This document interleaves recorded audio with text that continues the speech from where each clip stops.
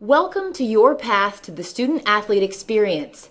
This presentation is designed to help you, the college-bound student-athlete, understand the NCAA initial eligibility process and to prepare you for transitioning from high school to becoming an NCAA Division I or II student-athlete. First, let's go over a brief overview of what we will discuss. We will talk about steps to achieving your eligibility, the NCAA initial eligibility requirements, your sports participation, and some helpful resources to help you through the registration and certification process.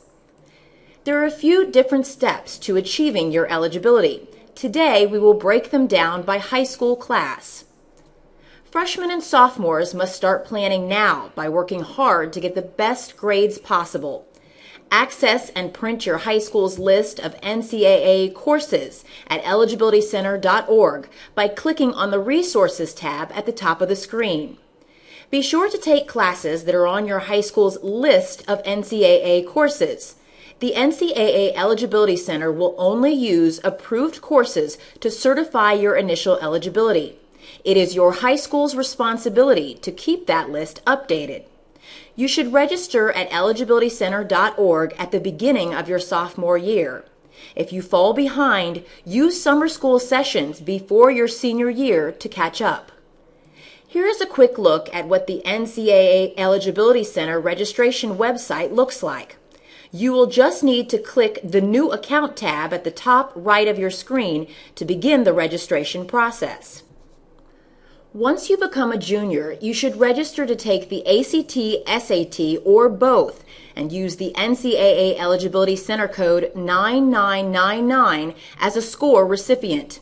Double-check to make sure that you are taking courses that are approved on your high school's list of NCAA courses. It is also important for you to request that your high school counselor send an official transcript to the NCAA Eligibility Center after completing your junior year. It is important to note that the NCAA Eligibility Center does not accept faxed or emailed transcripts only by mail. However, we do accept transcripts from the following service providers: Docufied Parchment, ScriptSafe, ConnectEDU, National Transcript Center Pearson EduStructure, USMOET, and ZAP. Once you enter your senior year of high school, you will want to make sure that you take the ACT and/or SAT as many times as necessary.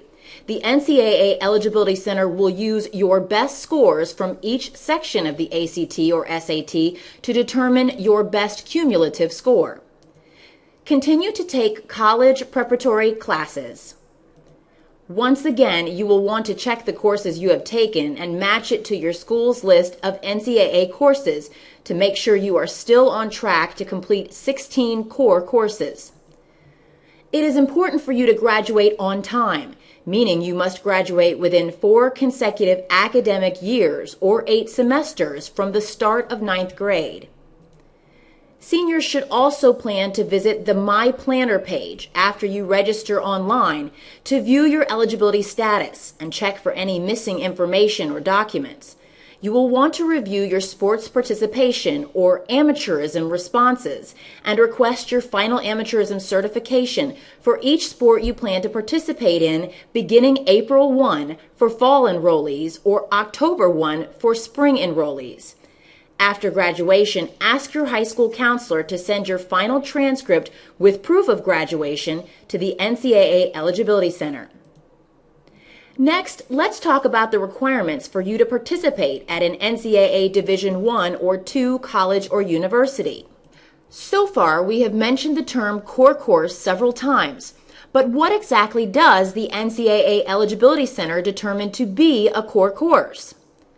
A core course is a course that qualifies for high school graduation in one or more of the following areas: English, mathematics, natural or physical science, social science, foreign language or comparative religion or philosophy, is considered 4-year college prep, is taught at or above the high school's regular academic level, for mathematics courses is at the level of Algebra 1 or higher, and is taught by a qualified instructor as defined by the appropriate academic authority.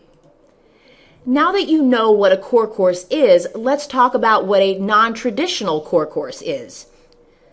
Non-traditional courses are courses that are taught through the internet, online or virtual, distance learning, independent study, individualized instruction, correspondence, computer software programs, or taught through other similar means. There are many types of non-traditional educational programs available to high school students. When considering an online program, there are several things to consider. However, the following themes should be kept in mind. All non-traditional courses must include ongoing access between the instructor and student, as well as regular interaction for purposes of teaching, evaluating, and providing assistance. This may include, for example, exchanging of emails between the student and teacher, online chats, phone calls, feedback on assignments, and the opportunity for the teacher to engage the student in individual instruction. All non-traditional courses must have a defined minimum and maximum time period for completion. For example, it should be clear whether the course is meant to be taken for an entire semester or during a more condensed time period, such as 4 weeks. Non-traditional courses should be clearly identified as such on your high school transcript.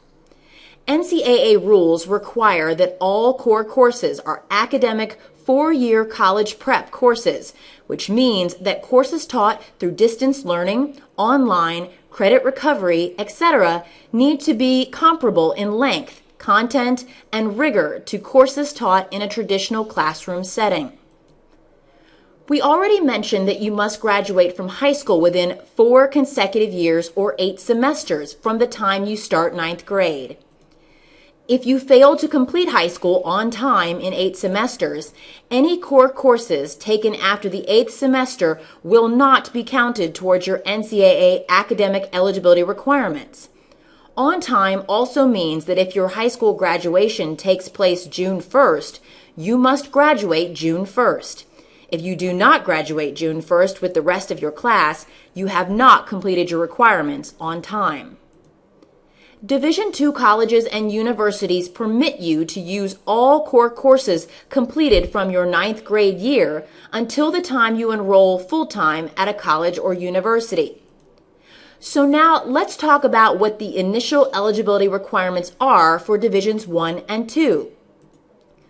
The general academic requirements for either division are to graduate from high school, complete 16 NCAA-approved core courses, earn a minimum required core course grade point average, or GPA, and earn a required SAT or ACT sum score.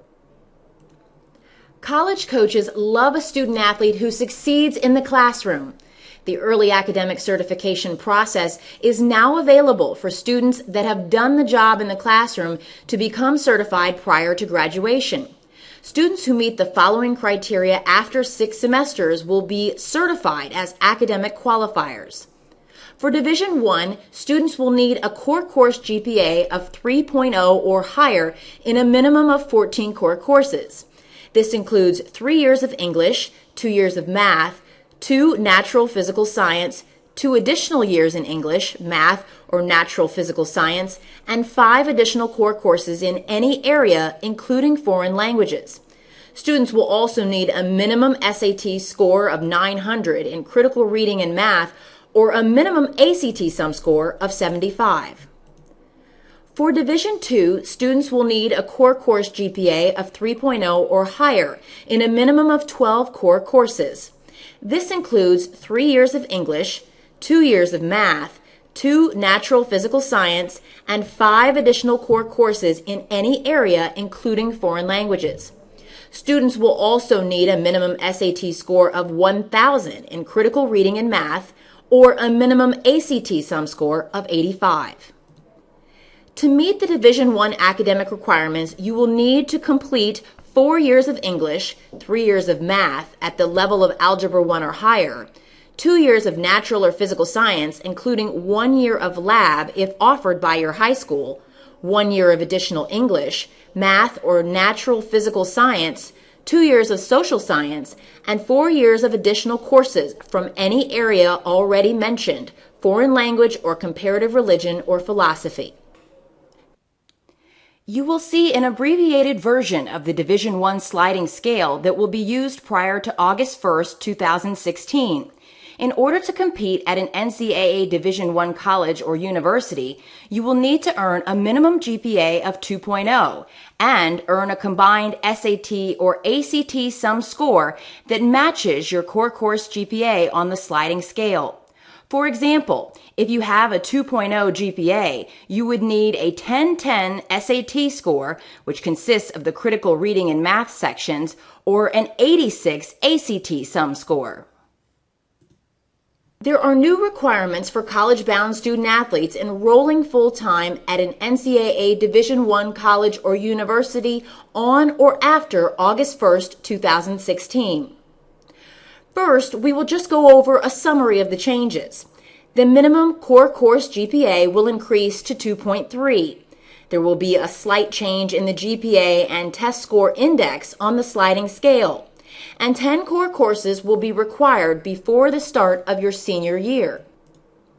These changes will give students enrolling at an NCAA Division I college or university on or after August 1st, 2016, one of three possible outcomes.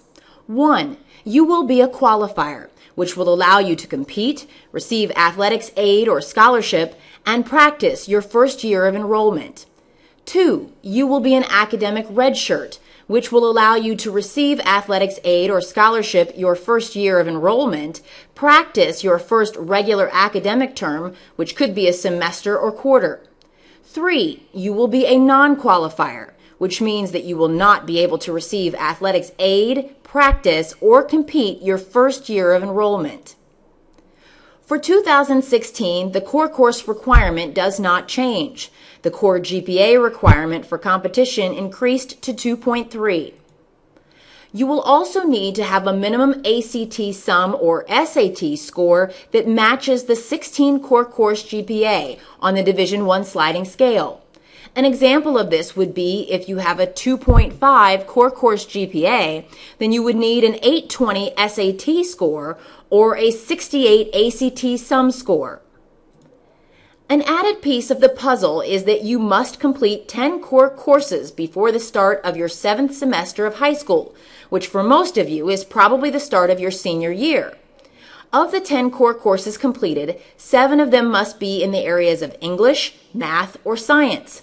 Those 10 core courses become locked in for the purpose of GPA calculation, and a repeat of any of the locked-in courses will not be used in your certification if taken after the start of your 7th semester. The highlighted courses in red outline the differences in the present sliding scale and the sliding scale for students enrolling on or after August 1st, 2016.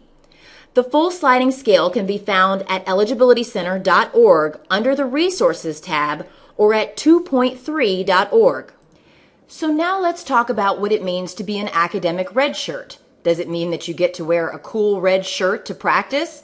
Well, maybe, but it really means that you can receive athletics aid or your athletic scholarship and practice during your first term of enrollment if you have a minimum GPA of 2.0 to 2.299 in 16 core courses and meet the matching test score on the sliding scale. If you fail to meet the required 10 core courses prior to the start of your 7th semester, 7 of which must be in English, math, or natural or physical science, you will be allowed to retake core courses in your 7th and 8th semesters, which will be able to be used in your academic certification for the purpose of meeting the academic redshirt requirements. You will see the core GPA and test score sliding scale index here in red for academic redshirts. The full sliding scale can be found at eligibilitycenter.org under the Resources tab or www.2.3.org. If you meet these academic redshirt requirements, you can receive an athletic scholarship during your first year of enrollment at an NCAA Division I college or university. You must successfully complete 9 semester hours or 8 quarter hours in each applicable term at your college or university to continue to practice for the remainder of the year. If you do not meet either set of requirements, you will be certified as a non-qualifier. As a non-qualifier, you will not be able to receive athletics aid during your first year at an NCAA Division I college or university, and will not be able to practice or compete during your first year at a Division I college or university. Now let's take some time to discuss the requirements for Division II. You will need to complete 16 core courses for Division II, which will need to consist of 3 years of English, 2 years of math at the level of Algebra 1 or higher, 2 years of natural or physical science with 1 year of lab if offered by your high school, 3 years of additional English, math, or natural or physical science, 2 years of social science, and 4 years of additional courses, which can be from any area listed on this screen, foreign language, or comparative religion or philosophy. In order to compete at an NCAA Division II college or university, you will need to earn a 2.0 GPA or higher in your 16 core courses and earn a combined SAT score of 820 or an ACT sum score of 68. It's important to remember to select the NCAA Eligibility Center as a score recipient when registering for the ACT or SAT. You can do this by using code 9999, which will request for your official test scores to be sent to the NCAA Eligibility Center electronically. We will not accept test scores on your high school transcript. Your best test scores will be used in your certification.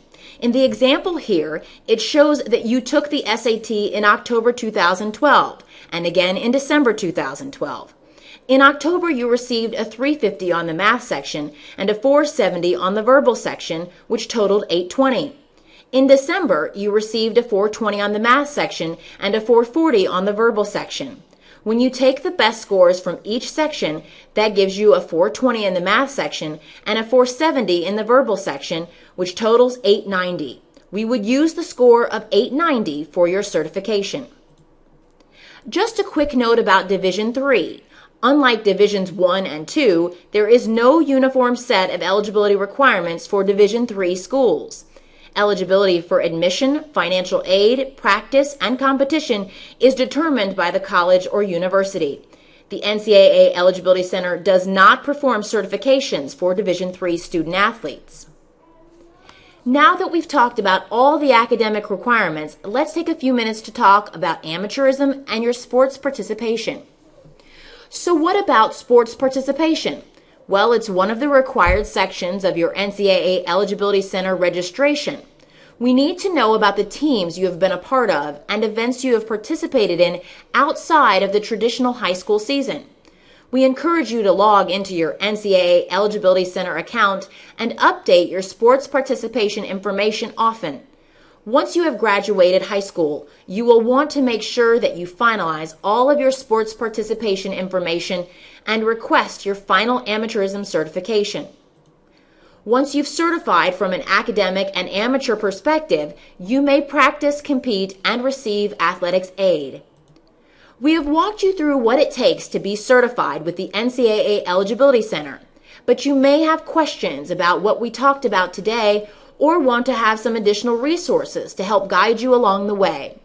Here are just a few of our resources available for you to access. Visit eligibilitycenter.org and click on the Resources tab for information specific to U.S., international, and homeschooled students. Under each of these sections, you will find links to the Guide for the College-Bound Student Athlete, which could very well become your new BFF through the initial eligibility process, as well as the Quick Reference Guide and the initial eligibility brochure. You can also visit 2.3.org, which is a mobile-ready website with the new academic requirements for 2016. If you have any questions that you cannot find the answers to in our resources or need additional information, please contact the NCAA's Customer Service Center at 877-262-1492. Thank you for joining us today.